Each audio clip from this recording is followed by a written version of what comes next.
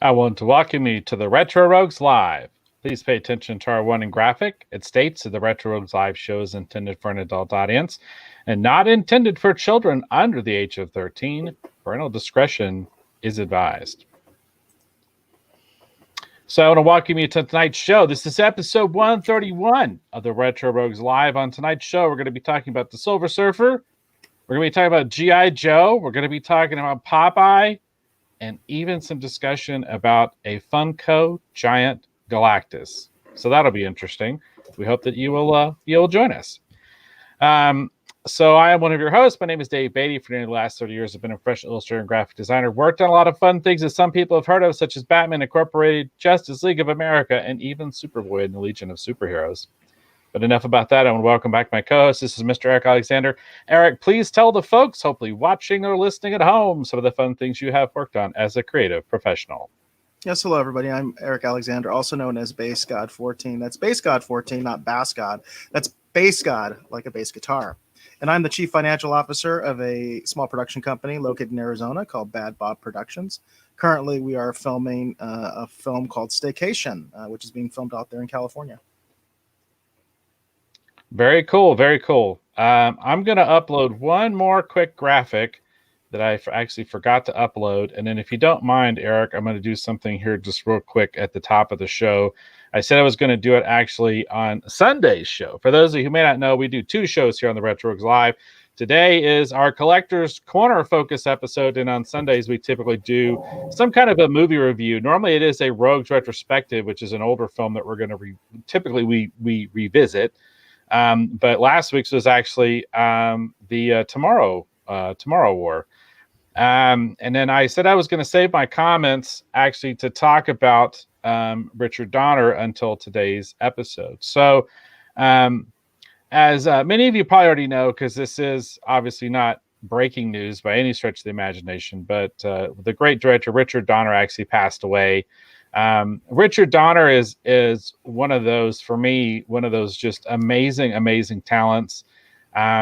He directed so many of my favorite movies, and I've selected a couple of those here. I love the Lethal Weapon films that he did. Those are some of my favorite movies. I am often having one of those on. I love all of them. I think they're all really great and a lot of fun.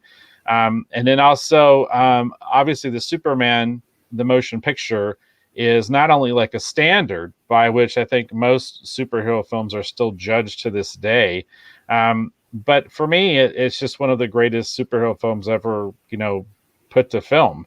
And so much of why Superman the movie is great has a lot to do with Richard Donner, because when you watch the documentaries about what they were going to do with Superman the movie, what the Salkinds had originally planned, the producers, it would have been potentially a very different film based off the script that Mario Puzo had actually turned in. So when you think about Richard Donner and you think about the legacy of Superman, and Superman the movie specifically, I feel like Richard Donner has a huge hand in that, because he's the one who's sort of like, well, no, this is a kind of like an American icon. It's as American as baseball and apple pie in his mind. He's like, no, you got to do this right.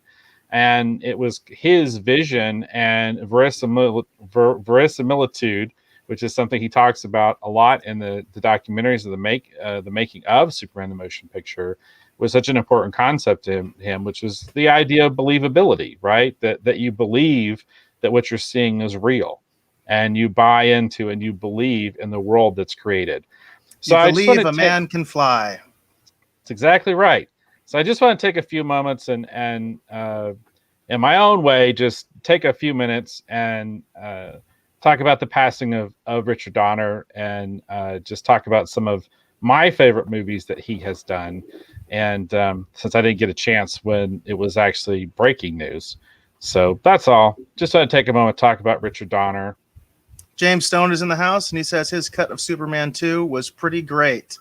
James, thank you for that lead up, which actually was unplanned, because the one thing that I wanted to say to dovetail off of what Dave was saying was because I did a tribute to I did my tribute on Thursday because Dave wasn't here.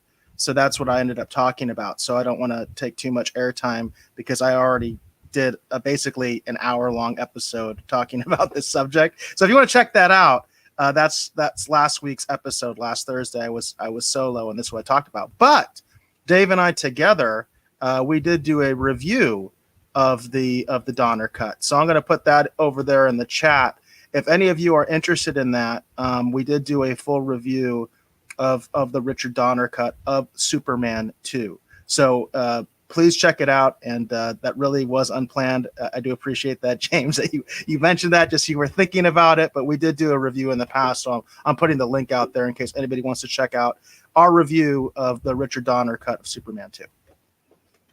And hi, James. Glad to see you in the audience. And I should be getting you that stuff that you've been waiting on actually this week.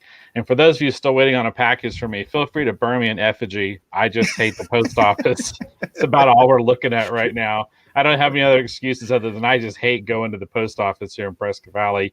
And that's about all there is to it. But I am going to try and get that stuff out. If not over the weekend, beginning of the week.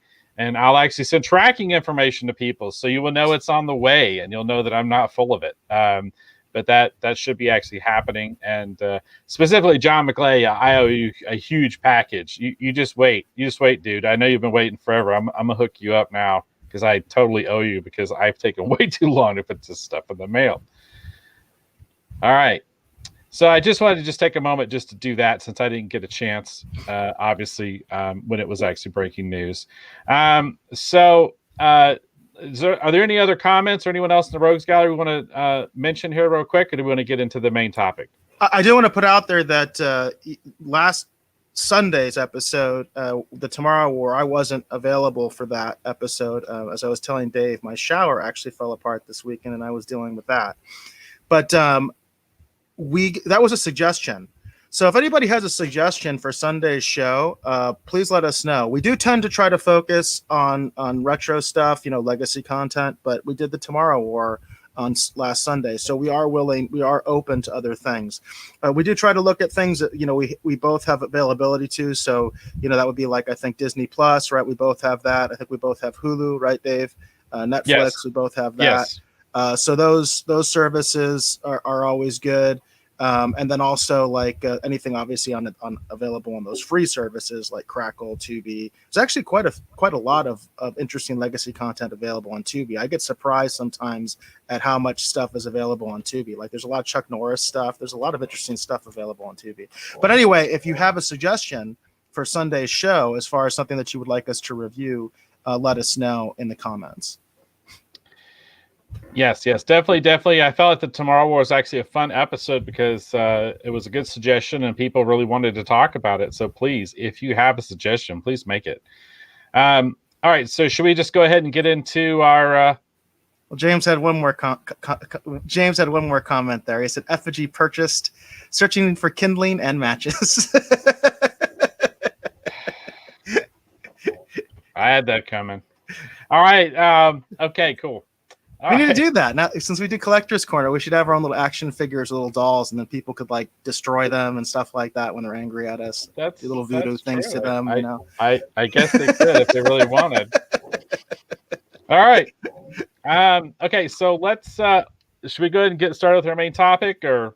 Yeah, that sounds good to me. All right. Okay. All right. So, on tonight's show, I did some hasty research. So I want to tell you that my research, I think, is mostly sound, but you may find better deals than what I'm going to be talking about tonight because I did do the research very, very quickly. Now, Eric, do you think we should do the comic pick first and then do the trading cards? Or do you think we should do the trading cards and then segue into the comic pick?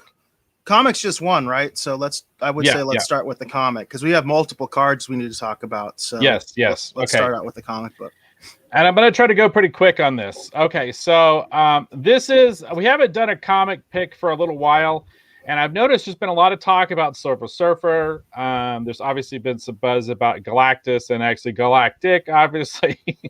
So I thought it'd be interesting to recommend this book again. If I can't remember, I thought we'd recommend this book on a previous episode, but I'm going to go ahead and recommend this book again.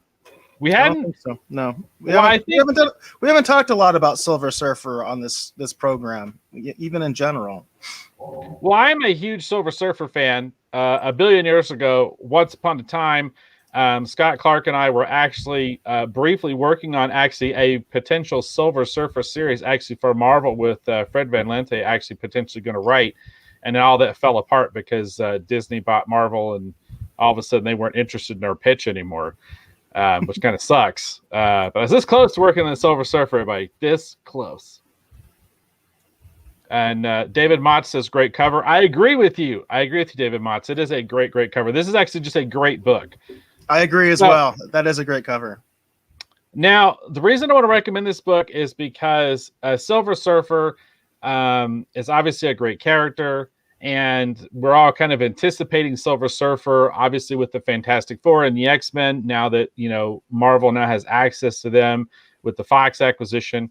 And one of the things I like about this book is when you look into the Silver Surfer's history and you're looking for Silver Surfer comics to collect, this is a pretty important book actually for the Silver Surfer, and it's relatively inexpensive. Again, with my recommendations, I try to do things that are $20 or less, is the way I tend to look at things. So if you want to speculate or you want to pick up a book, you're not going to be that much, kind of on the hook, financially speaking.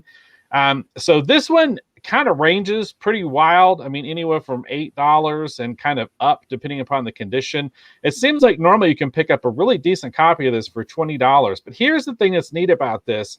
This is from 1982. This is a Silver Surfer #1. This is volume 2.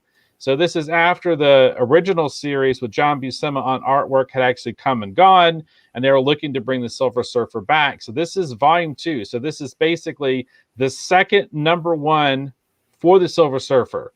So it's, in my mind, a pretty interesting, pretty key book. Artwork by the great John Byrne, everybody, with a Stan Lee script. Really, really great book. Highly, highly recommend this. And it's interesting because it is not a super early, but it is an early Surfer book that basically you can pick up for $20. So if you're like me, I've actually picked up multiple copies of this book.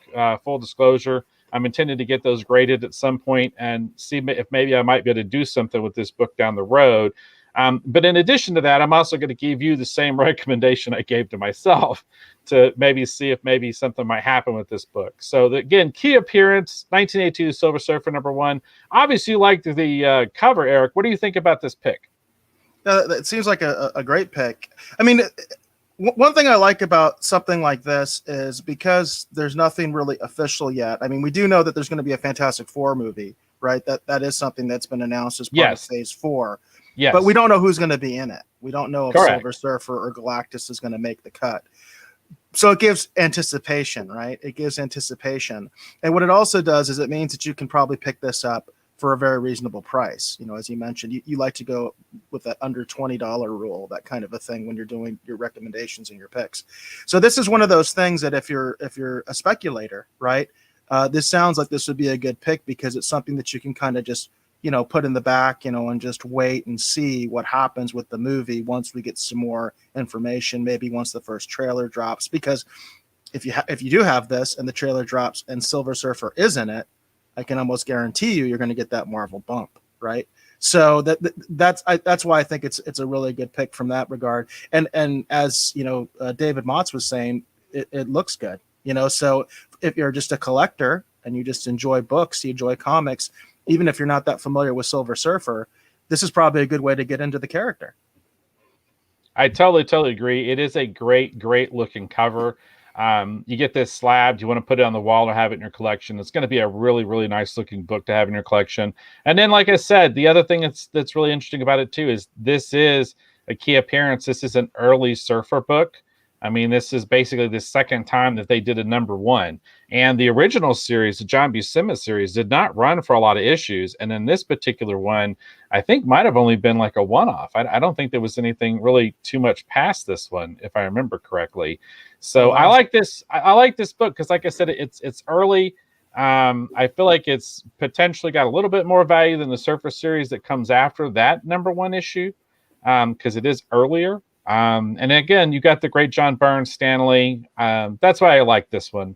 and that's why I'm recommending actually for tonight's episode of the Collector's Corner. James Stone did have a comment, and he wanted to say we are all at a loss for you and Scott not getting to do that regarding Silver Surfer. Says what a great creative team. So well, thanks, James. That's awfully nice of you to say. We had some great plans. I had actually, Scott and I were building actually the Mobius version of Galactus' ship actually in Lightwave to do 3D renders. We were going to do some really crazy far out stuff with that book. We had some very grandiose, Scott was more a Marvel guy than a DC guy. So anytime that he was looking at a Marvel project, he really was prepared to bring all the guns to the war. So and everything he thought he could do, he wanted to do to make it special. So all right, very cool. All right, so we're going to go ahead and get our trading card picks for tonight. I do have 3. We're going to try and go through them pretty quick. I don't want to dwell on them too much. Everything, again, is Silver Surfer themed this evening. Everything is Silver Surfer themed. All right, so this is your first appearance, as far as I could tell, based on my research, for the Silver Surfer on a trading card. I was surprised that the Surfer isn't in that earlier 60s Don Russ set, but I couldn't really find an example of that, so I don't think he is. So as far as I could tell, this might be your first appearance of the Surfer. Again, this is another one of those classic 1976 Topps stickers. Again, no number for this one. But this is the Silver Surfer. This appears to be your first appearance. What do you think about this selection, Eric? Well, I think you'll take a shine to him. So I do like how goofy these cards are. Like you've gotten me more from. I don't have any of these in my collection. I want to be clear about that. So I get my knowledge from Dave, and he'll come up with these top sticker cards. And I do like how goofy they are sometimes, because, and usually it's the little word bubble. They're always saying something kind of funny or kind of interesting, but appropriate for the character still, even though it's kind of cheesy. And let's face it, the MCU is kind of cheesy when it comes to their humor as well. So it's all kind of like the circle is complete, right? So it's interesting, and I like it. I always say that these always remind me of Garbage Pail Kid cards as well, since those are also stickers, and I have shown some of my collection of that on the air before.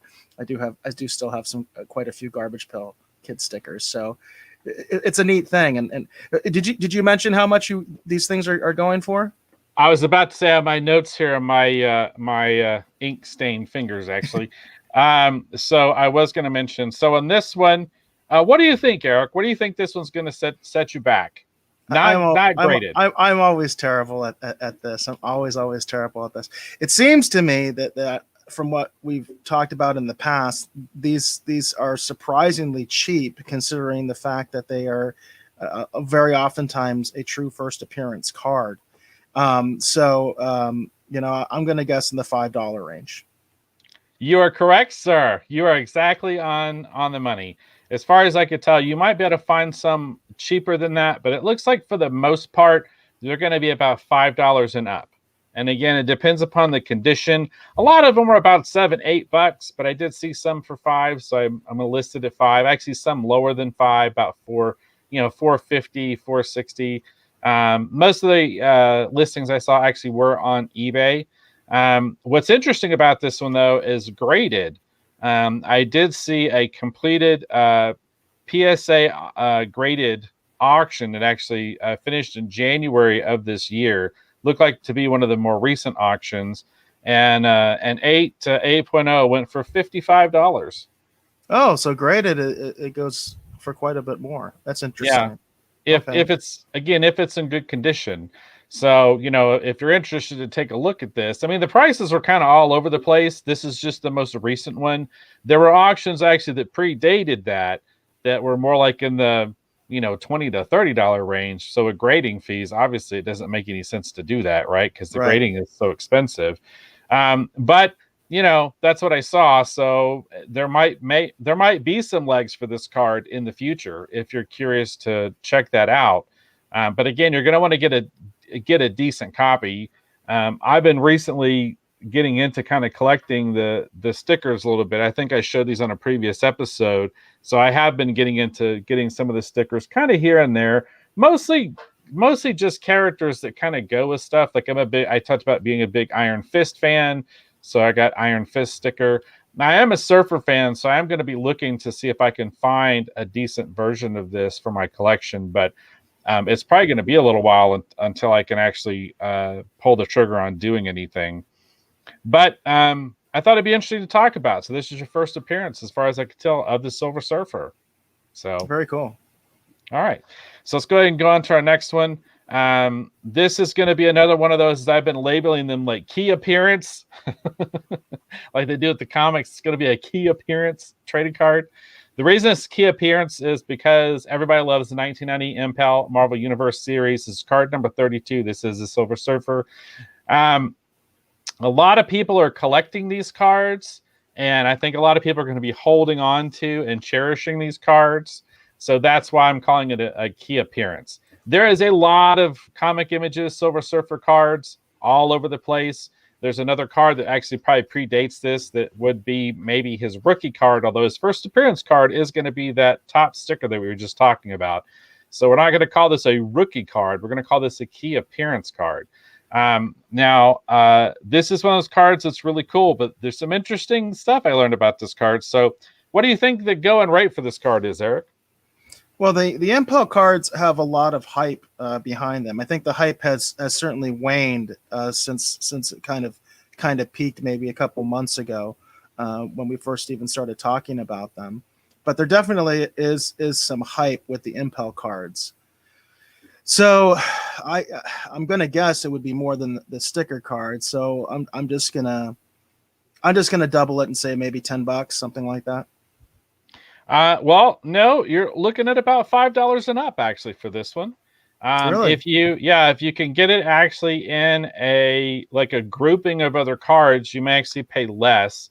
And the prices are kind of all over the place. So it's just like the other stuff, it's kind of conditioned, but it seems like $5 and up. I saw some from anywhere from 15 to 20 to 30, depending upon the grade of the card. And if you're looking to buy these cards again to get them graded, you want to pay a particular attention. You want to make sure there's like good color density, that there isn't, as far as you can tell, like any kind of residue or anything on the card. You want to make sure they've got really good sharp corners, like I like to say this, so they could sharp enough they could cut you. So you want to pay attention to the condition with the cards, obviously. But it does seem like about $5 and up. And again, if you get them in a grouping card, you can get them for less. Now, what's interesting about this one is I did see an auction that happened earlier where this one graded a PSA 9.0 went for $250. And that's not surprising to me. That's not surprising to me based on the amount of hype that the Marvel Impel cards have had. And because I think people are grading these cards more and more and more, right? So even cards that may not have been graded very much, or the very low population of graded cards, I should say. I think now you're starting to see more of them come out, more of them become available, and they're becoming more sought after. Yeah, and the population count obviously is going to change because there are a lot of cards that are probably going to eventually flow out of PSA into the market, much like the surfer here on his surfboard. So we should be preparing for the coming of the PSA graded cards, to use a Galactus expression. But I still like this card. I am a 1990 Impel collector, as I've talked about previously. I'm going to save everyone my vintage binder that's back there that's full of my Impel trading cards. But I do really, really like this card just because I like this particular line. Like I said, there are a lot of comic images and other cards that predate this one. So I'm just calling this a key appearance because I think this is one of the cards that if you're interested in collecting Silver Surfer and trading cards, if maybe you have been priced out of collecting the comic books necessarily, then this, again, collecting the trading cards is a fun way to go because there's not as much to really collect if you want to get important key trading cards to have in your collection. And right now they're still relatively inexpensive depending upon what your budget might be. So yeah, it sounds like if you can get one of these loose and get them for under $10 and in a decent grade, it's worth sending it off. That you definitely potentially could make some money, make back your investment and more. So that's one of these cards that you really need to look out for. If you can find it in that, grade, 9.5, 10 kind of condition, where the edges are real crisp and, there's no fading and it's centered. I know that these are chronic to have problems of Yep. cutting problems where they're off center a lot. Those are the things I know you need to look for. But if you can find this one in the wild in really good condition, this is one that you might want to go send off to be graded. Might be worth it if they're going for like $200. Yeah, that'd be kind of nice. I did want to acknowledge that Hollywood Jackson's in the house. So hey, Hollywood, it's good to see you. Thanks for checking us out again. Glad to see you here, Hollywood. And actually, along those lines, we haven't done like a giveaway in a little while, and I was just thinking about that. Let's go ahead and do one for tonight's show. So, because I have a card that'd be really good for this. So, here's the deal. All we need to, all you're doing, just continue to comment from wherever you are, and then we're just going to throw your name in a hat, basically. But let's do this for tonight. Actually, I have here. This is actually a 1990 Impel Marvel Universe Galactus trading card right here. This is card number 79. So, all we want you to do is just comment during the show, and you could potentially win this card. I'm not going to take it out of its protective sleeve because these things are simply potentially worth like a couple dollars. So we're just going to let it go. This one has some centering problems, but still be a nice card to actually have in your collection. Again, it's not going to cost you anything. So just comment during the show. We'll throw your name into the hat to potentially win this card. So this is what we're going to do for tonight. We haven't done a giveaway in a little while, so we'll do that Galactus card tonight.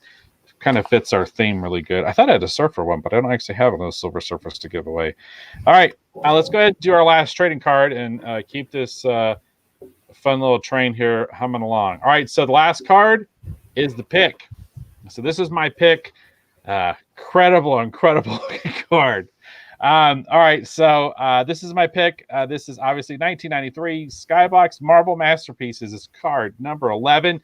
This is obviously the Silver Surfer. This is my pick for this evening. This is a fantastic looking card painted by Julie Bell. Absolutely incredible looking card. Easily the best of the bunch, in my opinion. So if you're only going to have a couple trading cards in your collection for the Silver Surfer, or for the Marvel Universe for that matter, if you're paying attention to recommendations, the things that we're highlighting, this is one of the main cards you should have in your collection. So if it were up to me, I'd have that first appearance. I'd have that key appearance in 1990 Impel, and then I would have the 1993 Skybox Marvel Masterpieces card. And then Hollywood Jackson says, Silver Surfer, nice. Yes, Hollywood. We were talking about the Silver Surfer tonight. All right. What do you think about this pick, Eric? Oh, that's a fantastic looking card. I mean, the artwork is really great on this. I think it's really, really well done. I think it's a little difficult, right, to fully appreciate this card, because I imagine, if you kind of had it in the right light, it would look even better. You know what I mean? So it just the artwork really looks really, really good on this card. It's definitely a very iconic image. Like when I think of Silver Surfer, that's what I always think of him, as cruising along on that surfboard, throughout the cosmos, that kind of a thing. That's what that's my picture of Silver Surfer. So I think it's very, very cool. Very, very cool. Although David Mott says he looks sad. He looks sad. But David Mott, isn't he supposed to look sad? Isn't he the heralder of doom and destruction? So, I mean, it's not like he has a really fun job, right? So he is the herald of Galactus, right? So he gets to tell everybody you're all about to die, right? Yeah, not only is he the herald of Galactus, but he is also, too, when he eventually got free of Galactus, spoiler alert, everyone, he was trapped on Earth for a period of time. Mephisto, tortured him by capturing the soul of Shalabal, his love. I mean, there's no reason the Surfer looks sad. He ain't had an easy life. And then eventually, many, many years later, he had to fight the Hulk almost to the death, and as the Savage Surfer, no less. So, this guy's had a rough road. So Hollywood Jackson has both versions covered, whether he's the herald or not. He says he's about to crash. So there you go. That's the look on his face. Yeah, there you go. But I still think it's a great looking card. So this is another one of those. Prices are kind of all over the place. There is a general benchmark for this card, it looks like, but there's also a bottom ice, if you will, for this card too. What do you think about this one, Eric? Well, James Stone has an interesting comment here. He says the Jesco Marvel Masterpiece cards were traded and dealt out like illicit contraband when I was in middle school. The teachers were confused, to say the least. There you go. But James, you know, it's funny because I think that's that experience. Anybody who collected cards, and I don't know how old you are, James, but like I you know, I grew up like in the 80s. And I feel like anybody that was collecting cards in those days, in a lot of ways, it was like that. I remember being in the back of the bus and trading, you know, garbage pail kids with people and stuff like that. It was sort of treated almost like an you know, illicit contraband because, you know, I went to a Catholic school and teachers didn't like us, you know, trading garbage pail kids, you know, garbage pail kids cards, you know, amongst each other. So I can actually relate to that. I think that's the case with a lot of cards, but. Very true. Very true.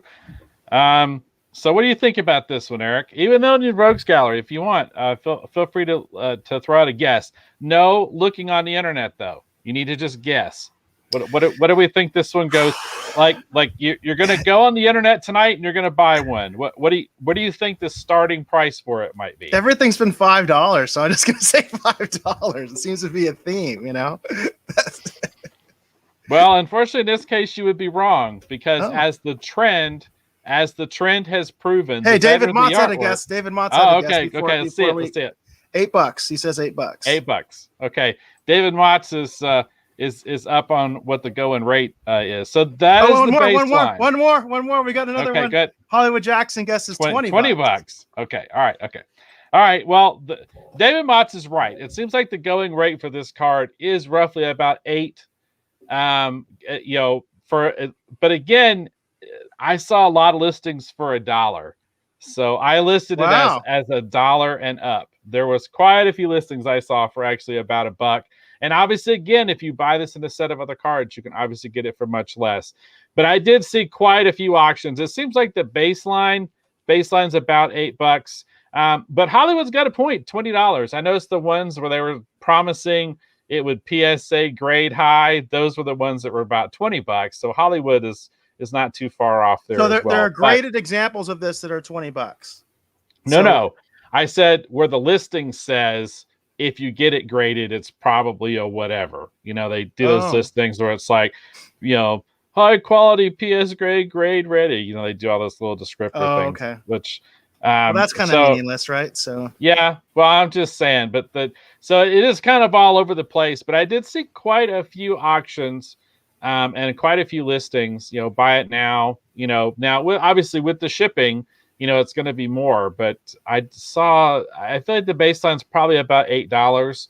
But because I saw quite a few where you could get it for $1, I was like, okay, well, dollar and up. But I was going to throw out $8 as apparently looks like to be about the baseline.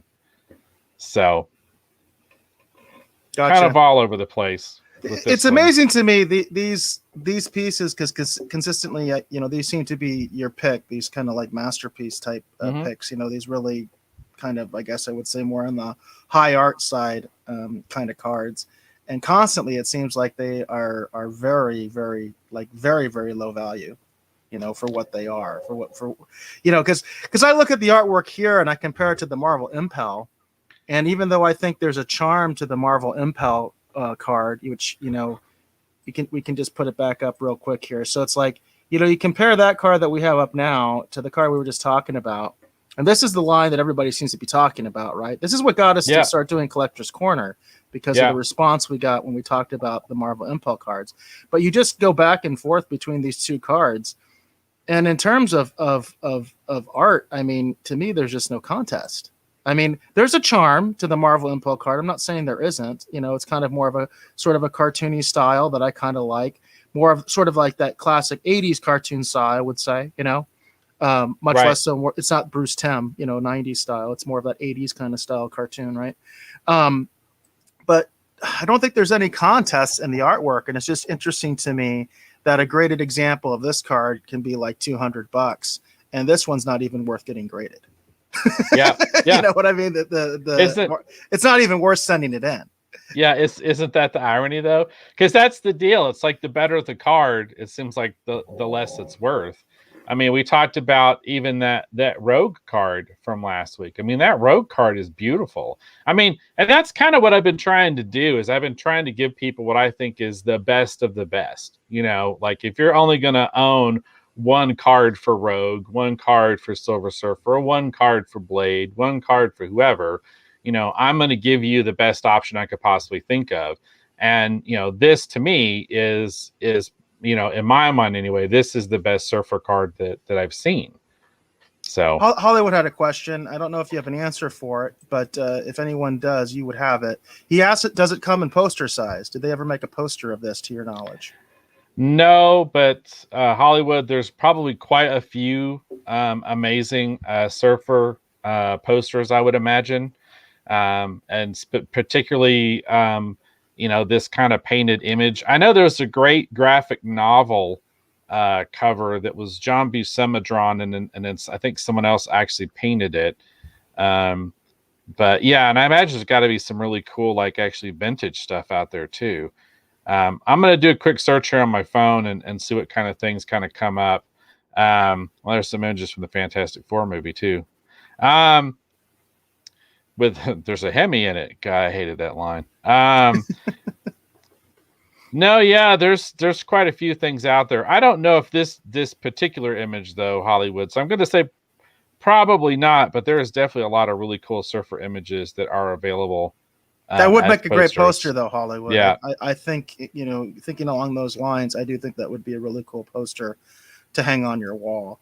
That is one disadvantage, I would say, of trading cards is they may not display as well, right? Because they are very small images, right? A lot of people, they just have their cards like in a big, that's the way I have my cards. My cards mostly are just in a big pack or they're in a binder, right? Some people do put them in binders and things like that. Yeah, for sure. And the thing I think would be neat would be, again, what I'm going to do is when I can, I'm working on getting a lot of my cards graded, and I'd love to have like a little area, a little corner where they're kind of all up together. I think together as a grouping, I think they'd be really cool. Especially surfer cards would be really neat to have next to each other. Yeah, I think it'd be really cool to have some graded cards to put on display. I don't have any graded cards of anything, so just to have a couple would be kind of interesting. Just to be able to hang on the wall, I think would be kind of cool. Yeah, I do too. And again too, don't forget, while this may not, you know, take up a lot of wall space per se, which would be good for some people, you know, there's also this recommendation too. You know, this is a great looking cover. This would look really great if you get it CGC graded. The CGC graded book is you know pretty decent sized. So I think David Motson said he bought it. Thanks for the recommendation. So. Well, I really like this book, David. So we'll see how it bears out over the coming months. But I just think it's kind of neat because it's an early surfer book, and the value on it has stayed kind of relatively under the radar for quite some time. But again, if you love John Byrne, you know, this is the great John Byrne with Stan Lee. I mean, I don't see how you don't get any more classic than that in my mind, other than obviously, you know, Stan Lee with either, you know, obviously Jack Kirby, you know, or even, Steve Ditko. I mean, that's about, you know, more classic. I just think of John Byrne as just being those classic Marvel artists. James Stones mentions, you know, you can't read a graded book, so give me the reader copies, and that's actually a good point. It's true. That's a good point. But I'll be honest with you, James. Sometimes I have a lot of books that I just have, you know, bagged and boarded, and you know I haven't read them in I don't know how long. You know, most of my childhood books I literally haven't read since childhood, and a lot of those aren't even boarded; they're just in bags in a box. So unfortunately, that does happen, even if they're not graded sometimes. I know I'm not alone in that. Let me grab something here real quick. All righty. So if any of you folks have any other comments about some of the cards and the comics that we've been talking about, please feel free to let us know what your thoughts are on Dave's picks tonight. both for the comic and for the cards. I will say for me, I think that because I wasn't aware of this particular Silver Surfer issue, the fact that it was written by Stan Lee to me seems really cool, because I know, I don't know how long Stan Lee was really that active in writing. It seemed to me like he didn't write anywhere near as prolifically in the 80s as he did certainly in the 70s. So I think that's kind of cool too. So I think it's a really interesting pick. And Dave always does try to make sure that his picks are kind of like reasonably priced and things like that. So there's some potential there for possibly flipping them or just holding on to them, and maybe they'll go up in value a little bit. So I was going to point this out. So this is the way I tend to handle it, James, since you brought that up. So I have here, I'm going to show this off here. I think I showed this on the show before, but maybe I didn't. So this is my Iron Fist #1, and this is CGC graded, 7.5. So this is my Iron Fist #1. Now, it's a cool cover. I like that cover a lot. Yeah. Iron Fist versus Iron Man. little on the nose, but there you go. But I am a huge Iron Fist fan. And so I've got this, which I really, really like. I love this book. I think it's really cool. But here's the deal. This one's graded, right? But then what I was doing when they were making them, which they don't make them anymore, is I was actually buying the Essential collections. So this is Essential Iron Fist, Volume 1. You see, which hand? This hand, right here. Volume 1, okay, right here. And contained in this book is this graded comic, But look at the size of this. Yeah, that's crazy. This is basically a phone book of Iron Fist comics. And one of the things I love about this too, James, which you probably have some of these and is that these are actually printed in just black and white. And while you may think, well, I'm missing the color in these, which is true, as a professional comic artist, as an inker, I used to love these books because I could see how the books were actually inked, and I could see what choices they were making, artistically speaking. And that's what I love about these. I own a lot of these. I've got a full run of X Factor. I've got a full run of Iron Fist. I've got a full run of Moon Knight. I love these things. So what I started doing is actually buying these. So these are the versions I have for a lot of books on my shelves. So when I go to read them, I'm going to go and pull these and actually reread these. Or if I'm thinking of to reference, or if I'm thinking, I saw someone do something interesting with, a razor blade and taking the ink off of the page or whatever, this is what I go and I refer to. So these are the kind of things that I hold on to. Then what I've been doing is actually going through and actually getting my actual physical comic books graded. And I have a lot of them actually pulled aside that I still have yet to submit because, everything's been kind of blocked up. So that's how I tend to handle it, James, is the ones I really like that I'm going to definitely hold on to because I want to take better care of them. I have been thinking about getting them graded in order to kind of better protect them.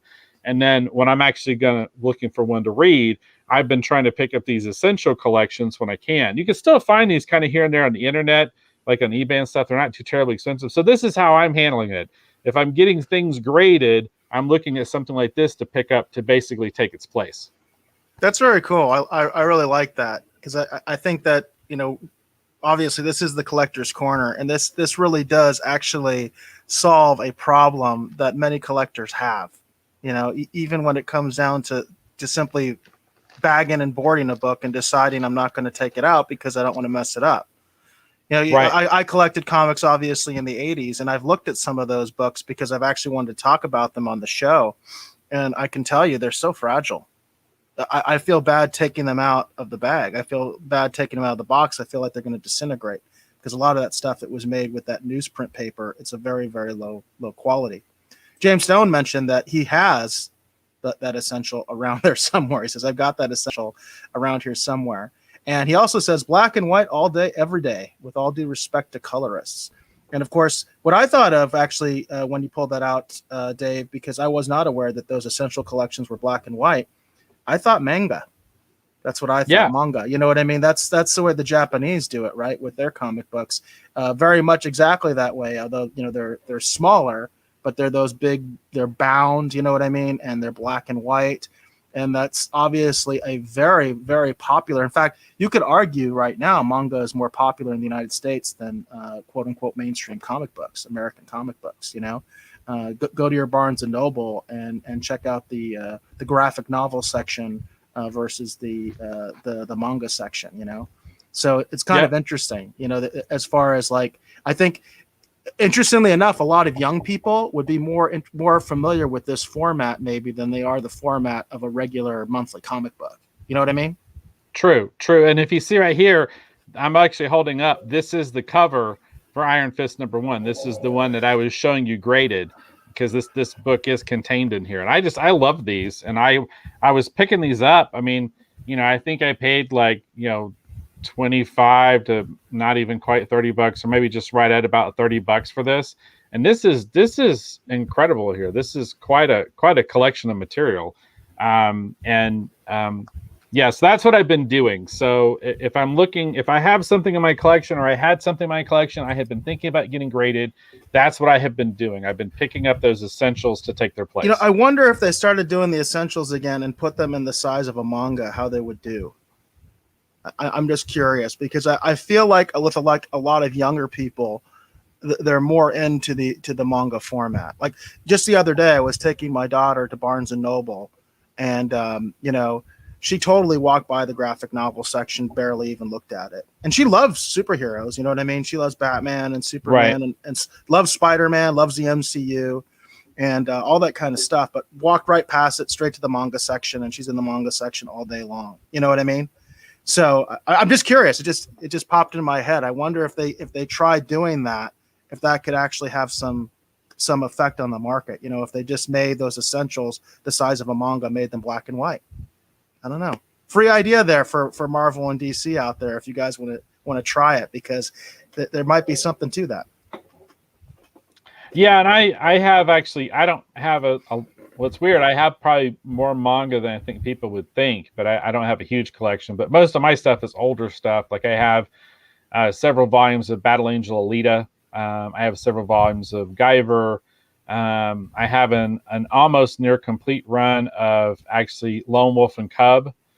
Actually, the first publications versions of it, they had the Frank Miller covers. I really, really love those. But I don't know if you remember, it's not a manga per se, but it's manga style. The old Paradox Press, I believe it was called, Road to Perdition. I showed it when we did our Road to Perdition review. They did that. They did their books in the manga style. They were American books made by DC. It was a DC publisher. You know what I mean? It was one of their subgroups or whatever. And I have that Road to Perdition book. We actually did a review. If any of you are interested, you could check that out. We did a review of Road to Perdition, and I showed my copy. And that's what it was. It was basically like an American manga style, if you will, black and white, very much that size and everything like that. I just would be interesting if they tried to do that with some of these older books, reprints or something like that, and tried to package them that way. It's a gimmick, no doubt about it, but it's a gimmick that might actually have some effect. Might actually get some younger kids back into comics. So well, I know DC did that, because I've actually got quite a few actually of the digest size DCs where they were taking like really I remember the great... digest. Yeah, the digest. Yeah. They used to have those when obviously Archie was the one that I think everybody thinks of. That it used to be when you were checking out at the grocery store. Archie was the last comic, you know what I mean? Like it was the last thing that was still available at your grocery store, and it was in that digest form. And I know they had some others. Like I remember seeing a Spider-Man one time that was in that same digest format. So, but of course back then manga wasn't really a thing. I mean, it wasn't popular in the United States. Now it's like taken over, so. Well, that's what I'm saying. DC did a later initiative besides the initial that they did. Because in the 80s, they were doing digest formats, because I have some of those. But then in addition to that too, about the time that manga was, not at the height of its popularity, but doing like really, really well here in the States, I think CrossGen might have started it. But there was a couple of different publishers. I think CrossGen might have started it, and then DC kind of followed. And then DC was taking a lot of their material and actually complete runs of different things and actually collecting them in a digest format. For example, I have quite a few of the Swamp Things actually that they did, the early Lynn Wein, Bernie Wrightson stuff, and they collected a lot of those actually in a digest kind of smaller format. So, and I quite like those. Those were really cool. They did a bunch with Sergeant Rock. They did a whole bunch of different ones in the digest format. So I know there were attempts to do that, because the digest format is kind of more, kind of comparable to the manga size. Not quite the same thing, but definitely headed in that direction. So I know that that DC's tried it, and I just can't remember if Marvel. I think Marvel did do some digests at one time, but they didn't do them black and white. They didn't do these giant phone book things like what they did with the Essentials. So it wasn't quite this format. And I kind of agree with you, Eric. I think this format might have been more interesting. Something that was a little bit more, of a complete, collection of the older material. Maybe this might actually click with some people in that size. Yeah, I think it would be much more appealing to younger people. That's what I think. James had another couple comments here. He said, as regarding the Essential collections, they're all chronological order as well. So Spidey crosses over for a story, they throw that story in his crossover issue as well. So that's kind of cool. So that you get it's not just the one title, right? It's the continuous story, which sometimes crosses titles. So that's cool. James also mentioned that James Stone, got another James in the house. So James Stone mentioned Road has a fascinating book history, from graphic novel to movie to series of novels, and the manga once the movie came out, if memory serves. I was not aware that they actually made a manga. So James, are you saying that there was a Japanese author artist that actually adapted Road to Perdition as well? That's really interesting. Like I mentioned, the original Road to Perdition, the original graphic novel, actually looks like a manga. It's actually the smaller size. I have it. It's upstairs. Otherwise, I would go grab it. But like I said, you can see we did a review of Road to Perdition. We did a review of the movie. It's on the YouTube. So if you ever want to check it out, it's also I think it's just a clip. I don't know if it's a full episode or a clip. I can't remember. But we did review it, and I did show my copy of the original Road to Perdition graphic novel, which looks like a manga. It's the manga size. I even got it signed by Max Allan Collins, who's the author, the creator of Road to Perdition. And then James Posey is now in the house, and James Posey says, I have all the Jack Kirby's issue number 1s from his 4th World Series in CGC, and I read the hardbound trades. So you're into the hardbound stuff, James Posey. Okay, so that's taking it to another level right there.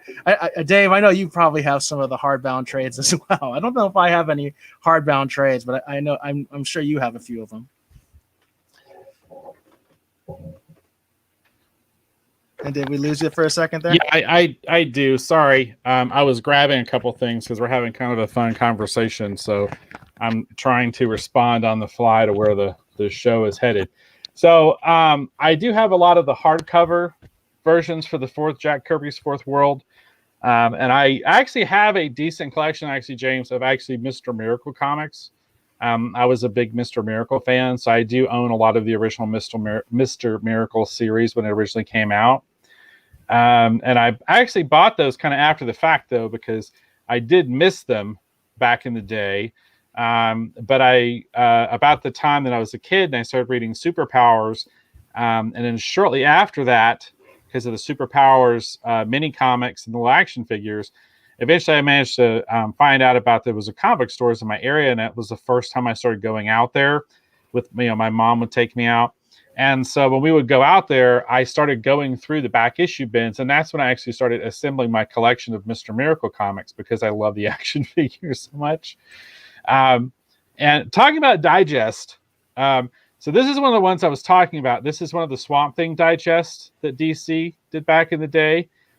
This is a lot of the early Lynn Wein and Bernie Wrightson stuff. And it's a decent sized, collection here. This is really, really awesome. And I know they were doing this for a period of time, but you can see, Eric, this is in that digest size format. And then I think the reason they started doing this is because CrossGen started doing basically digest size stuff actually of theirs. CrossGen was, I felt like a really great publisher back in the day, and they were doing some absolutely incredible stuff. I love The Path by Bart Sears. Obviously, you can tell it's a samurai thing. I'm into all things samurai, in case anyone hasn't figured that out yet. And this was a really, really great series. Really liked it. Ron Mars, Bart Sears. So they were doing digest. I think that's why DC started doing it. And then another publisher who's done a lot of digest collections going back to Aliens, everybody, that's right, is actually Dark Horse. Dark Horse has been doing a lot of digests. I almost every single volume of the Aliens that they've released. This stuff is absolutely incredible stuff. But this is volume 1 of, again, Aliens, the Aliens Omnibus. I've got all the Aliens, I've got all the Predators, I've got all the Aliens versus Predators in these omnibus collections. And again, these are the manga digest size. So I definitely think Dark Horse Comics has been experimenting with that format, Eric, since you brought it up. I seem to remember they did one for Rogue Squadron as well. I seem to remember leafing through it back in the day. That was a long time ago, though. That was a long time ago. Yeah, this stuff is incredible. Highly recommend checking this out for sure, too. Yeah, very cool. All right. Okay. Unless anyone else wants to bring up comic stuff, do we want to segue when we're talking about what you have for the Collector's Corner this week, Eric? Yeah, so mine's real quick. It's actually almost like just like a breaking news or something like that. So let me get it up here. It's related. So I definitely wanted to talk about it. So this is a tweet from the official Funko Twitter account. And it says, "In all of space, he stands alone. He is Galactus. Follow at Original Funko and comment below with your favorite Galactus quote for a chance to win a Marvel Funko exclusive Galactus with Silver Surfer Pop. It's a jumbo. So it also has the hashtag FunCon 2021, Funko Pop, Summer FunCon, Funko Virtual Con, and Marvel, which, by the way, I didn't realize they were having some sort of event or something like that. So I thought this would be interesting for folks. This just came out today. My understanding is they did issue this previously, like a different color scheme, and it sold out really, really quick.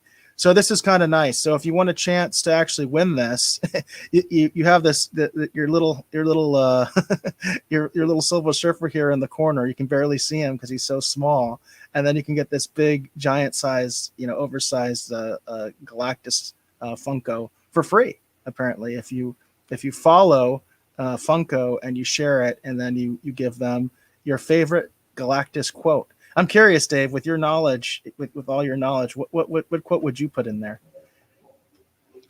Oh, what would be your Galactus quote? The classic thing I think of is "I hunger." There you go. There you go. So, which I haven't had dinner yet, everybody. So I do hunger. Actually, at this moment. And to add on to the giveaway with the Galactus theme we have here on the Retro Rogues Live tonight, again, only for the live show. All you have to do is comment from wherever you are. It doesn't matter if it's Facebook, Twitch, Twitter. We haven't done a giveaway in a little while, but we actually have here for you. This is a 1990 Marvel Impel Galactus trading card. Those of you in the Rogues Gallery, we greatly appreciate your comments. All of you have been entered into a contest to win this card. And I am going to get this stuff in the mail actually this weekend, early next week. I'm going to not continue to drag my feet. I just hate going to the post office, everybody. That's my big excuse. But that's right. All of you commenting, we greatly appreciate that. And you've all been entered into a contest to win this Galactus 1990 Marvel Impel trading card.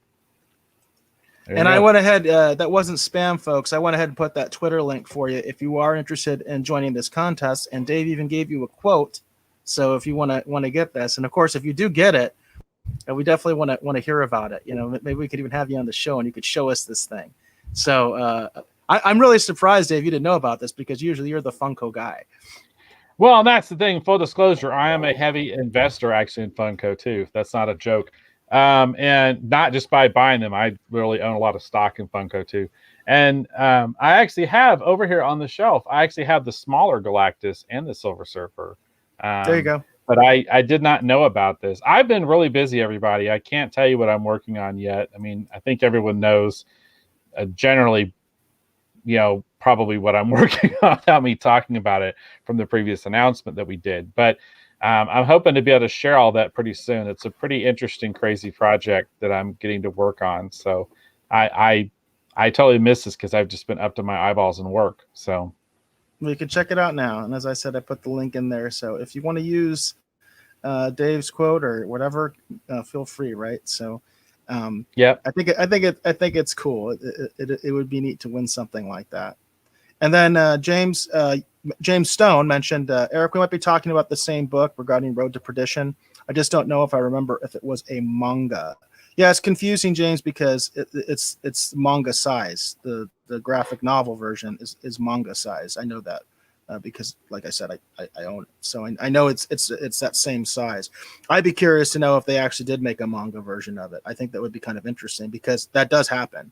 There are numerous comics that have been made into actual legitimate manga adaptations where it's like the Japanese version. So I'd be curious if that actually ever happened. As far as I know, it didn't. And then James Posey says, Dave is hangry. Eric as Harold needs to find his next meal. Well, I feel like my next meal will be in the kitchen here when we're done, and it will probably involve the air fryer because it's been raining here, so I can't use the grill outside because I've been using the grill for a lot of stuff, but I can't do that tonight because it's been raining. Weird raining in Arizona. I hear you. We need the rain though. Don't take that the wrong way. We need the rain here in Arizona. All right. So I know we're over an hour. We were talking about doing some pop culture, some streaming wars. Do we want to do, because there's that one, I think both of us wanted to talk about this one pop culture news story. Do you want to do that? Yeah, let's go ahead and let's go into pop culture news and talk about, because we both had a collectible that just came out that we wanted to talk about. Dave, do you have your article ready to go as far as or some pictures or anything like that for us to reference? You said you had the link. I can pull it up here on my end. I've got it. I've got it. I just wanted to make sure you didn't have one yourself because Dave and I, we generally don't coordinate like ahead of time, as far as what we're going to do. We just talk about it right before the show and give each other sort of an idea of what we want to talk about. And inevitably there are times, great minds think alike, and we actually do come up with the same idea. So, and this is one of those times that we both were looking at the same thing. So I find this interesting. So the link that I got is actually a pre-order from the Super7 store. And for folks that are not aware, they are doing another G.I. Joe series, but this is from Super7 as opposed, as from Hasbro. Hasbro has been doing the Classified series, I think is what it's called, right? Does that sound right? The G.I. Joe Classified, which has been quite controversial. Honestly, there's a lot of hardcore fans that have not been happy with the Hasbro line at all. They're not happy with the selection of characters. They're not happy with sort of the versions that they're doing. There's all sorts of issues that people have been having with that particular line. But and I'll be honest, there's a lot of people that have lots of issues with Super7. There's a lot of people that have issues with Super7, and I'll show you my issue with Super7 as we get into this. And Dave and I have talked about this before too. So this is G.I. Joe Ultimates. This is the Wave 1. It says, real American heroes deserve real awesome collectibles. Super7 is proud to announce the debut of the cartoon-inspired G.I. Joe Ultimates collection. These made-to-order, highly articulated, deluxe 7-inch scale figures highlight some of the most memorable characters from G.I. Joe, a real American hero. Duke, Snake Eyes, Cobra Commander, and the Cobra Bat. Ultimates. These figures all come with a variety of interchangeable parts and accessories no G.I. Joe fan or collector will want to be without. They are available to pre-order until August 16th, so that's 1 month, and they are expected to deliver to you by spring 2022. Okay? Now you know, and knowing is half the battle. So this is what everyone wants to G.I. see is the Joe. pictures, right? Yep. So I think these things look pretty amazing. That I have to say that I think that these figures look pretty darn amazing. Uh, they're very like cartoon accurate. Um, I mean, I don't know what else to say about that except they look fantastic. You know. Yeah. I think they look pretty incredible. The snake eyes alone. I mean, when I saw that snake eyes, I was just like, oh man, I really, really want to own that. And it comes with timber, and it looks great. Um, and I love too. It's like it's cartoon accurate, even with the weapons. They've got like the rifle that everybody used, like the generic rifle that everybody had. Of course, Snake Eyes has got the jetpack because he had the jetpack actually from the opening credits where he's zooming around on the jetpack, and it looks really great. Although I think probably Duke should have the jetpack now that I think about it. But anyhow, it looks really great. They look incredible. I find their selection a little weird because I can't. I mean, when I think of classic GI Joe, like I'm thinking, shouldn't that be Destro with Cobra Commander? Yeah, the bat is an interesting choice. Now, I don't necessarily think it's a bad choice. I do like the bat. I've always thought the bat was really an interesting thing. Actually, from the comics is where I really enjoyed the bat. There's an awesome, from the original Marvel comic books. There's this awesome storyline where the bats destroy the GI Joe headquarters. The bats in the comic books were much more terrifying and ferocious than the cartoon. The cartoon version of the bats was kind of pathetic. It was just something that they could blow up and they could actually kill because right in GI Joe they didn't like to kill in the cartoon. Right. They kill in the comic books, but they didn't like to kill in it's like even when it was a helicopter, you would see someone eject out of it. Which that makes a lot of sense. You have an ejector seat out of a helicopter. Not sure if you people understand that doesn't work. You'd get chewed up by the blades, but they did that in GI Joe nonetheless. But it is an odd selection for the bat. I will say that, but at the same time, I always liked them. So I thought they were really cool. What's interesting to me is like from a play perspective, which of course these things are not meant to be played with. In fact, Super7 gets criticized all the time that their stuff is of actually questionable quality sometimes. I know there's a lot of collectors that have talked about how things break on a lot of Super7 toys fairly easily. And they get really, really frustrated by that because they're not really meant to be played with. They're meant to be collectibles or they're meant to be displayed. But if it was an actual toy, it would kind of make sense because you can, have as many bats as you want, right? They're build a big Cobra army with a bunch of bats. So I will say that is an odd selection in my mind that they went with the bat. But Cobra Commander definitely is a no-brainer, and I think he looks really good. Yeah, I mean, that's what I'm saying. It's like I understand Duke, I understand Snake Eyes. I mean, Snake Eyes is one of the most popular characters from GI Joe. Duke was really popular. He's the leader. That makes sense.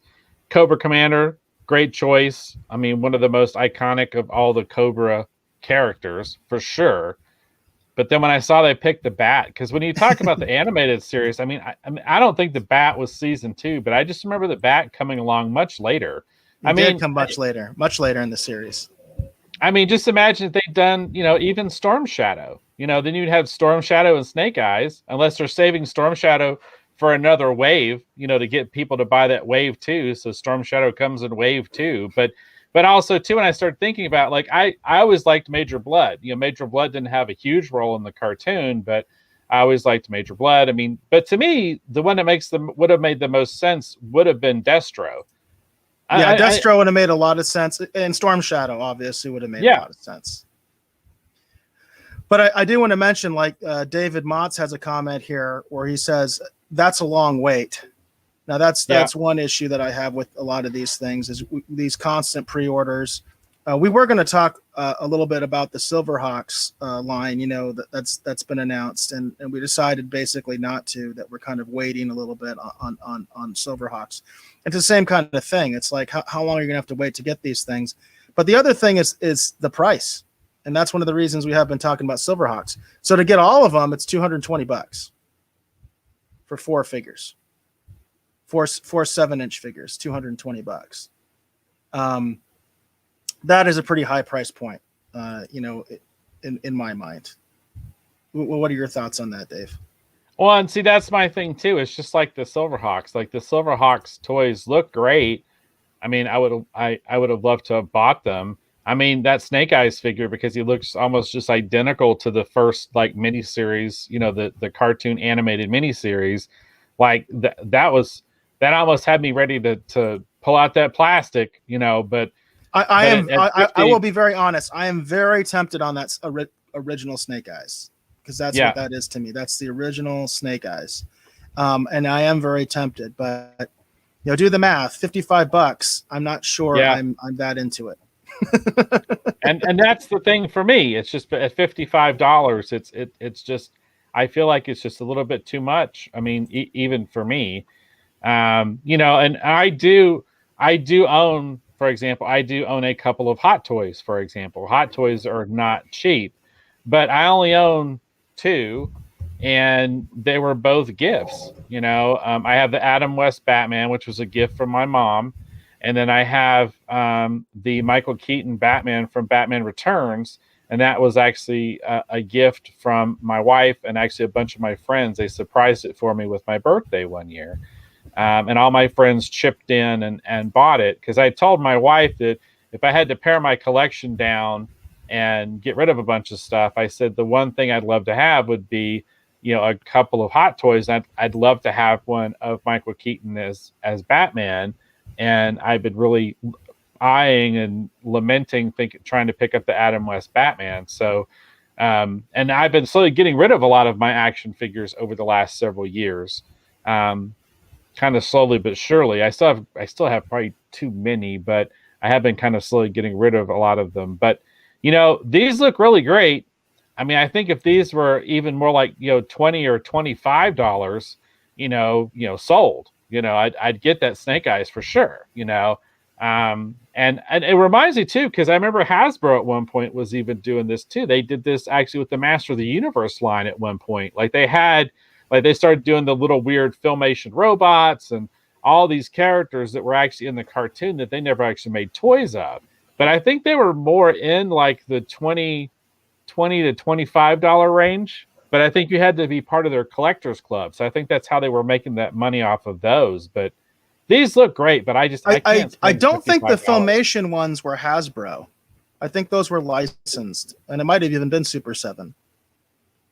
Oh, okay. I thought that was because now they have. Well, now they have the classics, and those are in stores, right? The Master of the Universe classics, and that's Hasbro.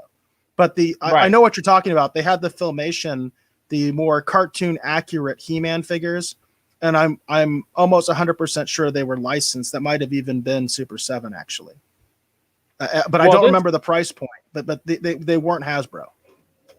Well, I'm talking about the ones that actually predated, because they did some of those and those were in stores, but these actually predated even those. I don't remember who it was who did them, but for example, like I bought and I still own.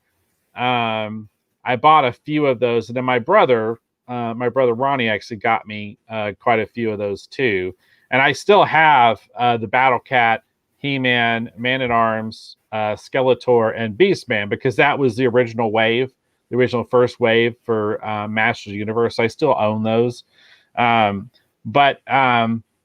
yeah, I just these look great. It's just like the Silverhawks. I would have bought all those Silverhawks figures. I would have really questioned it, but $55 each to me is just too high. Yeah, it is a definitely a high price point, and that's what the biggest issue that I have with a lot of these adult collector type lines. James Pawsey had an interesting comment. The first part I'm not going to actually put up because I don't want to get in trouble, but he talks about China manufacturing has experienced a lot of shutdowns due to the ailment that has no name. So he says, trust me on that one. And he adds, plus the supply line is seriously delayed for manufacture there as well. So I'll definitely concede, James Pawsey, to you, as far as what might be going on with the supply line and manufacturing issues in China. But it's still frustrating, when you have to wait basically like a year, on a product to get it. It's kind of a bummer. It's kind of a bummer.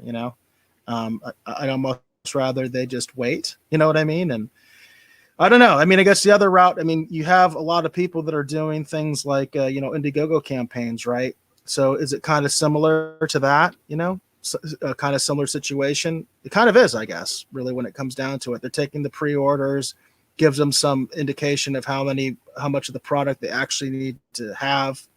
So I guess it makes sense. But then again, I like to go into a store and buy stuff. That's just the way I am. That's why I keep promoting the Kenner Marvel Legends line, because I like being able to go into a store, find something, and just buy it. I like the thrill of the hunt, and I enjoy doing that. And I like a low price point, because like the Kenner Marvel Legend figures are only $10 a pop, and they're brand new. So that's kind of where I'm coming from with this. Although I think these figures look really, really, really cool. And David Motz mentions, I would rather spend money on a G.I. Joe Classified series collection. Interesting, David Motz, because I've actually heard a lot of collectors, especially adult collectors, say they do not like the G.I. Joe Classified line. Like, they have a lot of problems with it. So if you're really into that line, I'd be interested to hear more about, what makes that line appeal to you so much. Although that is a line, again, that's available, at least most of it's available in stores, right? Because G.I. Joe Classifieds has exclusives too, right? They have like internet exclusives and store exclusives, and that's where I hear a lot of the discontent coming from. And then James Posey also mentions Hasbro, Mattel, and McFarlane have all done crowdfunding campaigns recently. And more, I feel like that might be the future. That might be the future, especially of adults toy collecting, when it comes to these smaller lines that are basically, not meant for mainstream, actual toys, not meant for kids. They're collectibles, or they're not even toys anymore. Right. Right. And I'm hoping at some point we'll get the chance actually to talk to James actually on the show at some point actually about this, Eric, because James is actually has some very unique, specific knowledge relating to action figures. So I'm hoping we'll get a chance to talk to him hopefully soon. Actually, that'd be great. On the show in a guest I'm totally capacity. for it. I'm totally for it. So. Yeah. So, and we've been talking. Hopefully, we'll be able to work that out soon for everyone. And in addition to that, too, you said that there was. We're at 117. Do you want to do that Popeye thing real quick too? Yeah, I had that in one of my tweets. So let me at least make sure that I at least address it. So I thought this was kind of cool. Obviously, it's still related to Collector's Corner. So this is from CBR.com. It says, Popeye, everyone's favorite sailor man, gets a stunning action figure line. Boss Fight Studios' Popeye Classics toy line delivers detailed sculpts of Popeye and his friends based on the original comic strip appearances. So here's the first image you got there. Obviously, it's kind of a close-up of Popeye with the spinach can. And I think what's interesting about these, and they mentioned this in the article, is that these are actually geared. They're modeled on the comic strip as opposed to the many cartoon iterations of Popeye. It says the initial lineup of Popeye classic figures is each priced at $34.99, and they can be pre-ordered on the Boss Fight Studio website. So a little bit cheaper than the G.I. Joe figures we're just talking about, but there's the whole line right there. And of course, there's the big ad that's kind of getting in the way, but you can kind of see it, right, Dave? Yeah, you can kind of see it. Yeah. Oh man, how do I get rid of that stupid ad?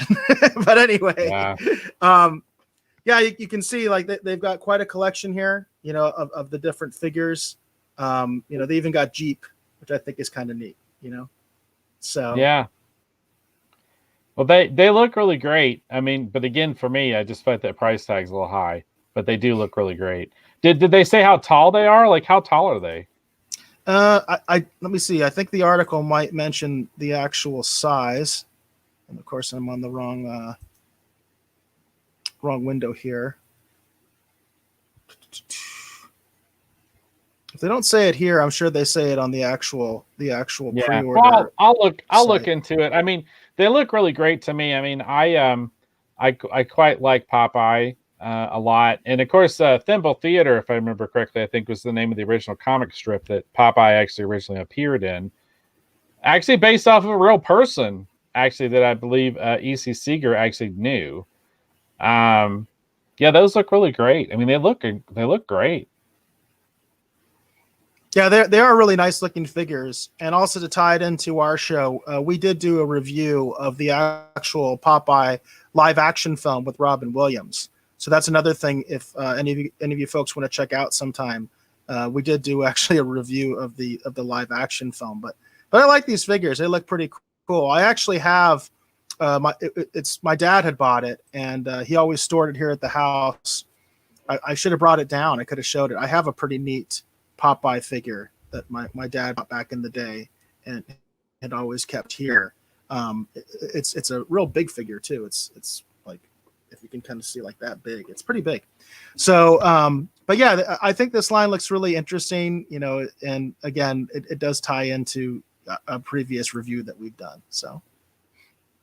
Yeah, very cool, very cool. I think they look really neat. I remember as a kid they used to have Popeye bendies. They had the little wire in them, and they used to be like seem like they were just almost like they were just like everywhere.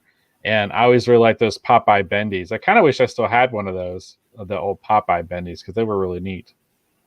I Hollywood don't know how Jackson well they would says, age. yeah, bendies don't age well. Hollywood Jackson mentions, I have the video game. I'm curious which system you have a Popeye video game for. I think there's been multiple, in different systems over the years. Very cool. All right. Do we have anything else you want to cover for pop culture? Yeah, I had one more that I actually put out there in my tweet, so I do want to make sure I cover it at least briefly. So let's see here. All right, so this I thought was really interesting. I don't know how many Slider fans are out there. Sliders is a show that I enjoyed. If you've never seen Sliders, it is currently airing on the Comic Network. If you're not familiar with Comet is a really cool, like, sci-fi, basically older sci-fi shows, generally like, kind of like 80s era, 90s era, all the way into the 2000s, because like they'll show the Battlestar Galactica, the Ron Moore Battlestar Galactica. They show that. Right now they're showing X-Files, but they show Sliders. They show Sliders 5 nights a week. So if you've never seen the show, check it out on Comet. Comet is a network you can find over the air with an antenna. They also have streaming options, so check it out if you've never seen Sliders. But Sliders is a show that I used to enjoy back in the day.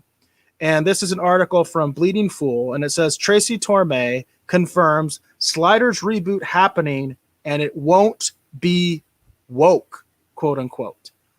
So the context of this, it says on the July 12th, 2021 episode of Masters of the Genre, the show's host, Gil James Bavell, aka Cardinal Sin, interviews Sliders Fox co-creator Tracy Torme.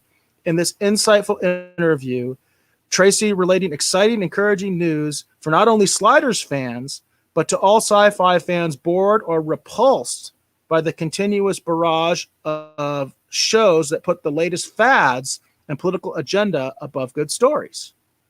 So Cardinal Sin had asked Tracy, fans are very excited about the prospect that you're bringing back Sliders. And it's not only a continuation, but you're bringing back the original cast. Can you confirm or deny that?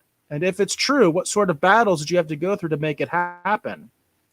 Tracy Torme's response: I can't say that the original cast is all coming back because we haven't made those deals yet. But I talk to Cleveland Derricks, Rembrandt Brown, all the time. And I imagine it wouldn't be a Sliders without Jerry O'Connell, Quinn Mallory. And I talked to Reyes Davis, gosh, I can't believe I'm messing that up, Professor Arturo. So eventually, I believe it's going to be a mixture of the old original cast and a couple new characters. We're right in the middle of rebooting it right now as we speak. If you had talked to me about 6 months ago, I would have said, oh yeah, that's a rumor, because there have been a lot of rumors over the years, but they were never real. But this one is real. We're actively working on it. So first of all, Dave, I'm curious if you were actually a fan of Sliders at all. I saw several episodes back in the day. I was not a huge fan of the show just because at the period in which Sliders was coming out on television, I had like 1,000 other things I think going on in my life. For those people who don't know, there was a period of my life where I was pretty heavily involved in martial arts. I was actually training to get a teaching certification to actually open my own school, and it pretty much almost completely consumed my life for several years. And when Sliders came out, that's basically what I was in the process of going through. I was, training, 6 days a week, and I didn't have time for much of anything back in those days. Gotcha. So I was a big fan of this show when it came out. I in particular, I always enjoyed the original cast. It's interesting. If you're an actual fan of the show, it's kind of interesting to see what Tracy Torme has said, because he mentions, well, it can't be Sliders without Jerry O'Connell. Spoiler alert, there was a full season where there was no Jerry O'Connell, and it was a terrible season, by the way. So, but it was also their last. But it's like, I would be really interested in seeing a reboot of this.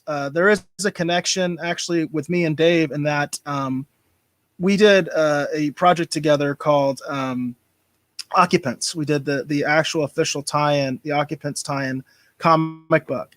And I can tell you from my perspective, 100%, I was inspired by Sliders when it came to the idea of creating, basically expanding the Occupants concept, because the film Occupants is basically about parallel realities. And that's what Sliders was. Sliders was the idea that these people were not traveling to different planets. It was just different versions of our planet, of Earth. That's what sliding was. And so when it came to that concept and widening the concept of Occupants and doing something in a comic book, I definitely drew inspiration from Sliders and some of the pitches that I gave Russell, who was our writer and also co-publisher of the book and the director of the Occupants film. So I was very much inspired by Sliders when it came to what our work that Dave and I did on the Occupants official movie tie-in, where we really took the idea and we expanded it beyond just our little independent film that was very limited, shot basically in one location, shot in a house, and that was it. And then in the comic book, we could just do whatever we wanted. And Sliders very much inspired me in my original pitch that I did to Russell about the comic book. So I definitely would like to see this show. I would like to see not a remake. I think reboot is kind of a marketing term, so I never know when somebody says a remake. I want to see a sequel. I want to see a sequel to the show. That's just me.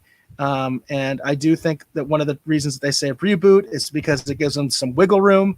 Tracy Torme in this interview is saying, hey, we haven't actually contracted anybody. So what I don't want to see is a remake. I don't want to see a new cast in the same situation with the same names. If they want to go that route, at the very least, I would could you at least do like a spinoff? Like maybe these are other Sliders, because they did establish that there are other Sliders out there, kind of like Quantum Leap, like there are the evil Leapers. There are other Leapers out there. Something like that I could almost accept, because at least then you have the possibility of maybe like one of the original cast guest starring or something like that. But I don't want a remake. That's one thing I do not want. So it'll be interesting to see what happens with this. I don't know if there's any other Sliders fans out there, but like I said, I was a big fan of the show. If you've never seen it, it is available on Comet. Comet is an over-the-air free network that you can get, with an antenna, depending on the area you live, depending on the signal. But there's also a lot of streaming options for Comet. So check it out. And I also did put a link to the interview. So if you want to get it directly out of the horse's mouth, directly from the masters of the genre. And you will notice our friend PJ is part of this interview. Our friend PJ from Orville Nation is actually part of the interview where Tracy Torme kind of gives us this bombshell that it looks like a new Sliders is happening. Very cool, very cool. And then I actually found I found that Silver Surfer 1990 Impel card. It's actually one of the comedy bit cards is actually what it is. I actually did find it. So we'll give this away maybe next week for the collector's corner. We'll give this away. But tonight we're going to give away this Galactus card. So, well, that's really cool. I mean, I think it's really neat that they're looking to, I like things like Quantum Leap and stuff like that. And obviously the Marvel Universe and DC Universe and the movies, they're going to be delving, not only they're going to be delving into the concept of multiverses in live action, but Marvel just did actually with Disney Plus with their Loki show. So that sounds really interesting. They're going to be looking at bringing sliders back. Might be fun maybe to actually watch some of the original episodes, maybe, Eric, actually for a Sunday episode. Yeah, that would be fun. Yeah, definitely. Yeah, that. And again, we actually are looking for suggestions for Sunday shows. So if anybody has one, that's a good segue. If there is something specific that you would like us to review for Sunday, please let us know, because we like to take your input. We like the idea that obviously somebody is kind of waiting and anticipating for our take on on whatever it is that you're interested in. So let us know if you have a suggestion for Sunday of something that you would like us to review. And then I wanted to go back that Hollywood Jackson did mention that he had a Popeye video game, and he said it's on MAME, MAME, which of course means it's an emulator. You're using an emulator out there, huh, Hollywood? Interesting. Oh, and also too, I want to put this out there again. I talked about it actually, I think, on Sunday's episode. But Hollywood Jackson right now has Sinister Grin, I believe is his band. They have their new album, which I believe is called Refill, is actually out right now. So I want to encourage everyone, just do a search for Hollywood Jackson. Actually on Facebook, go over there, give the Hollywood Jackson page a like, and check out Sinister Grin's new album, Refill. That's very cool. Very cool. Congrats on that, Hollywood. That's awesome. And I'm hoping actually too, if we get a chance to actually, I've been talking to Hollywood as well about actually having Hollywood actually come on the show and be a guest and actually talk about his new album actually here on the show. I think that would be really cool. Very cool. Yeah, that'd be awesome. And congratulations on that, Hollywood. And he goes on to say, he says I have the X Arcade Tank Stick, the 2-player setup. So very, very cool. Hollywood, I actually had wanted to talk about briefly, but I didn't prepare anything. And I don't know if Dave, if you're aware of this, but I had wanted to actually touch on the fact that that crazy auction that happened recently. I think it was Super Mario for like the N64 or something like that, and it went for something like 1.5 million, something absolutely ridiculous. And I know gaming collectors were going insane because they're like, who the hell would pay $1.5 million for an N64 game? It's just crazy. And, it's graded. But there's a lot more to say about it. And I want to do some more research on it, because I have wanted to talk about video games and video game collecting, because I actually have quite a few video games myself. And that's definitely something I think I want to talk about more on the future Collector's Corner. But I don't know if you heard about that, Dave, but that price is absolutely ridiculous. Absolutely insane. I'd heard about that, and it's weird because I'm kind of slowly making my way into the video game industry, I guess at this point, maybe slowly but surely. But I used to be like a big video game guy. I mean, I was more a Sega guy than anything else.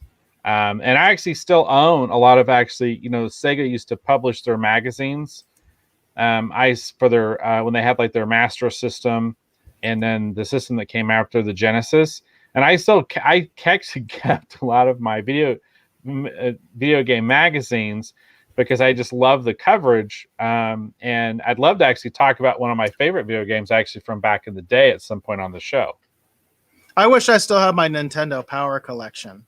I was hoping that I could find it somewhere at my mom's. It looks like it's gone, because I used to love those. I used to love the pulling out so you could actually see the map of the entire game, and I was really into that stuff. So yeah, it would definitely be fun to talk about some of that stuff more on the show. So we'll see about future episode, maybe. Yeah, and for my money, still one of the best X-Men games they've ever made is actually the X-Men game. It was actually on the Genesis. And in addition to just being a really fun, awesome game that I just played the hell out of, the artwork actually, the box artwork actually for it was really good. And they actually came with a poster, and I still have that poster to this day. And that poster is absolutely incredible. So it'd be fun to actually show off some of this stuff. Maybe we should do like a video game themed episode maybe coming up, and showing off some of the stuff that we have in our collection. I think that might be Yeah, a lot of fun. more recent game, I have like it's supposed to be like some sort of collector's version of The Witcher 3, and it's nothing fancy, but it has a cool map where you can actually, it's a poster, you pull it out and you can have a cool map of the world that you're occupying in Witcher 3, which I think is really cool because you don't see that stuff anymore. Like Right. and that's a pretty modern game, but it's Yeah. almost like it's a definite throwback to the way things used to be when you would get this nice box and it would come with posters and things like that and all these crazy things, you know. Gosh, I miss instruction manuals. I really liked instruction manuals. And the artwork too, a lot of times, and everything else. They were cool. Instruction manuals were cool. They were a cool thing to have. Yeah, I love all that stuff. I feel like a lot of the stuff going away has kind of, in my mind anyway, I wonder about, the kids and the newer generation, like how them not having those things, which sounds weird, but I feel like that there's a tactile and a connection to those things that you get from stuff like that I feel like for a lot of them, that I feel like they're at least in my mind anyway, they're missing part of the experience. I just remember loving to get my Sega. I can't remember the name of the magazine. I've got a bunch of them over here. But getting the Sega, video game magazine in and flipping through it and seeing the hype for the next game and getting all excited and then going out and picking it up and just there just was just something really kind of fun and cool about that. And it just, to me, it's part of the experience, and having the instruction booklet and having the maps and all the different things. To me, it was an important part of it. So absolutely, I couldn't agree. I couldn't agree with you more. 100%. Very cool. All right. Do you have anything for Streaming Wars this week, or? Nope, that's all I got. Okay. All right. Well, if that's good, we're at about 1 hour 37 minutes. Let's go ahead and call it good then, unless anyone else in the Rogues Guy has anything else they want to talk about. If you do, shout it out right now. Otherwise, we're going to start working here on the closing. All right. Oh, Sega Power. David Mott says Sega Power. Thank you, David. I couldn't remember the name of it. I got a whole bunch of them right over here.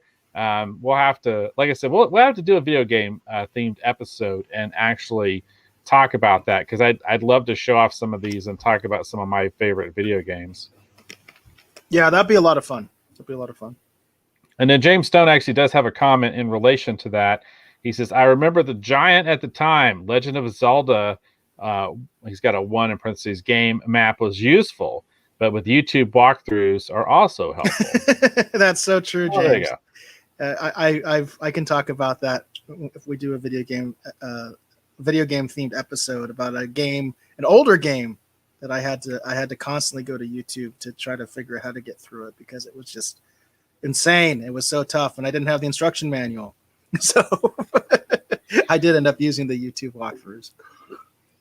Well, I've never actually used a YouTube walkthrough for anything, but I haven't played any recent games. I think the most recent game I played was one of the Vice City games. Well, this is an old game, but I didn't have the instruction manual, so I had to go back go do. I had to find the YouTube walkthroughs because I didn't have the manual for the game and had no idea how to even play it. So I could see that definitely being difficult for sure.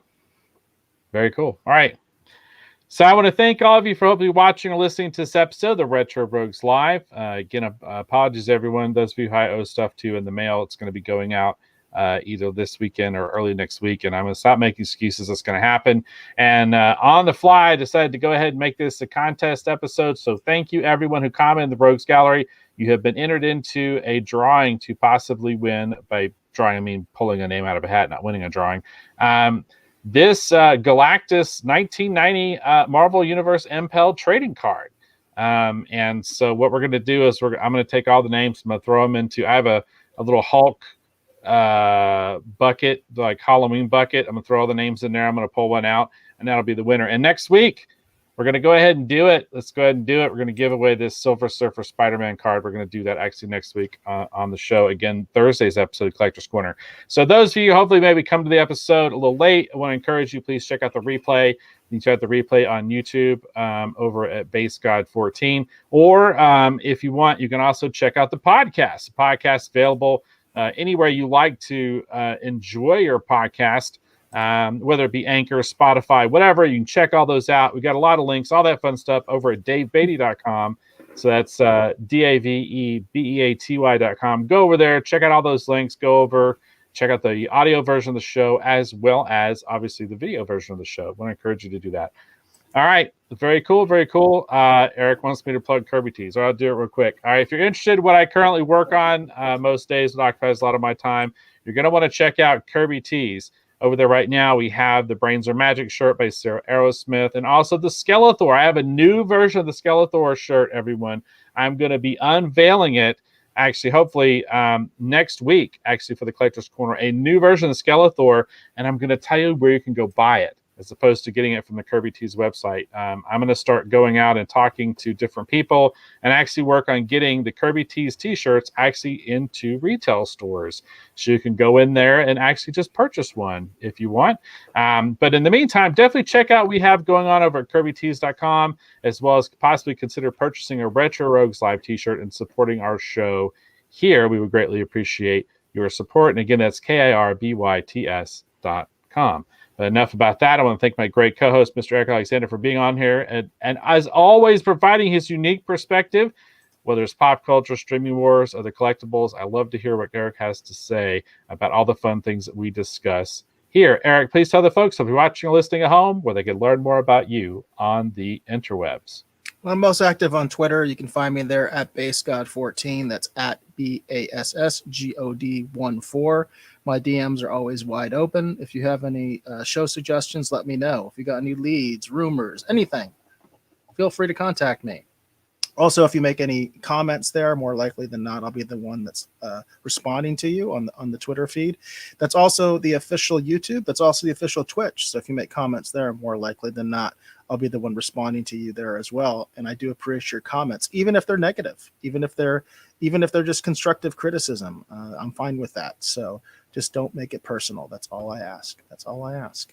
And then Hollywood Jackson said, "Great show, guys." And he also said, thanks for the shout out. And he also said, I'm going to have to get out the Commodore 64. And I think with that, we're going to leave Hollywood with the last word.